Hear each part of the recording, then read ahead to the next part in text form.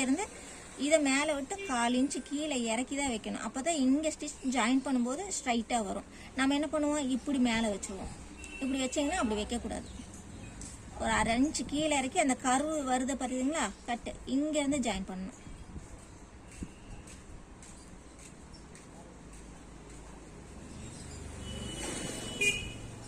கரெக்டாக வருதாங்கிறத செக் பண்ணிக்கணும்.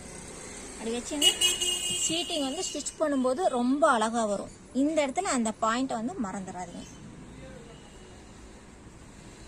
ஓகே, இது வந்து ஷோல்டரில் வந்து காலர் டைப் நம்ம யூஸ் பண்ண போகிறோம். காலர் ஆஸ் யூஷுவல் நம்ம எவ்வளோ நெக்கு வைக்கிறீங்க அப்படிங்கிறவங்க அதிலிருந்து இனி அதிகமாகவே வைக்கலாம்.